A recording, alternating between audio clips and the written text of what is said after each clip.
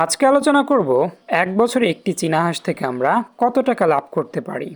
আসসালামু আলাইকুম এভরিওয়ান, আমি মানিকগঞ্জ থেকে এমডি আসাদ।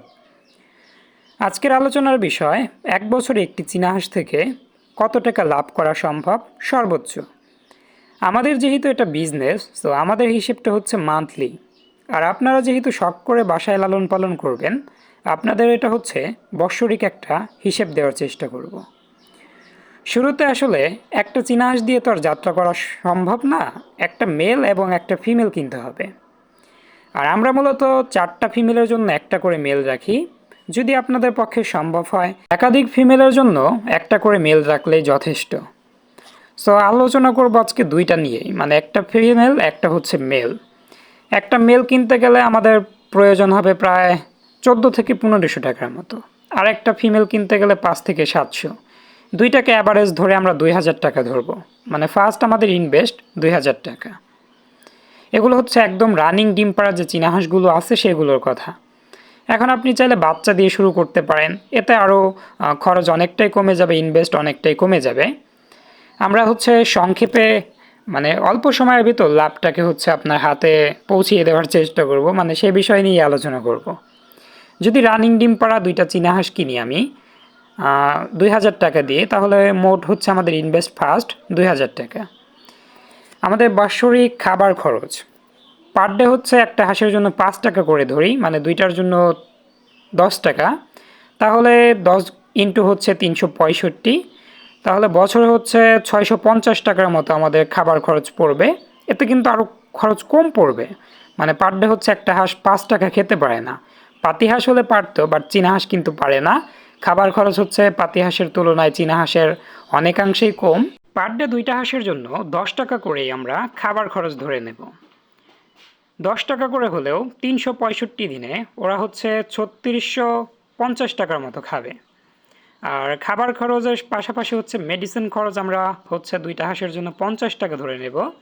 আর এদের জন্য কোনো প্রকার হচ্ছে বিদ্যুৎ বিল টিল এরকম কিছুই লাগবে না। টোটাল মেডিসিন খরচ হচ্ছে 50 টাকা ধরে নিলেই 3700 টাকার মতো হচ্ছে ওদের বাৎসরিক খরচ পড়বে। আর একটি হাঁস হচ্ছে একবারে 15টার মতো হচ্ছে ডিম দেয় অ্যাভারেজ। আমাদের কেউ কেউ হচ্ছে 20-25টা ডিম দেয়, আবার হচ্ছে কেউ 13-14টা 15টা, অ্যাভারেজ হচ্ছে 15টা করেই আমি ধরি। 5 থেকে 7 বার হচ্ছে ও বছরে ডিম দিতে পারবে, মানে ওকে দিয়ে হচ্ছে ডিমে আপনি যদি তা দেওয়ান সেক্ষেত্রে 7 বারে যদি ও হচ্ছে 15টা করে ডিম দেয়, তাহলে হচ্ছে 7 গুণন 15, টোটাল হচ্ছে 105টা হচ্ছে ডিম দেবে বছরে ও। সেখান থেকে 80%-এর মতো যদি আমি হ্যাচিং রেট ধরি ডিমের, হাঁস দিয়ে বসালে কিন্তু 80-90-95% হ্যাচিং রেট সবসময় থাকবে, যেহেতু একটা মেলের সঙ্গে হচ্ছে একটা ফিমেল আমরা রাখবো।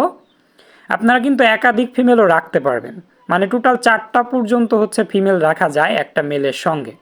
80%ও যদি আমি হ্যাচিং রেটটা ধরে নেই, তাহলে দেখা যাবে আমাদের 81 পিসের মতো বাচ্চা আসবে বছরে। আর সে বাচ্চা দিয়ে আমরা হচ্ছে পার পিস 150 টাকা করে বিক্রি করি। আমাদের মানিকগঞ্জের রেট হিসেব অনুযায়ী 150 টাকা করে বিক্রি করলে 12,150 টাকা হচ্ছে বাচ্চা আমরা বিক্রি করতে পারবো বছরে। আর সেখান থেকে আমাদের খরচ হবে 3700 টাকা, তাহলে হচ্ছে 8450 টাকা আমাদের বছরে হচ্ছে লাভ থাকবে মাত্র এক জোড়া চীনা হাঁস থেকে।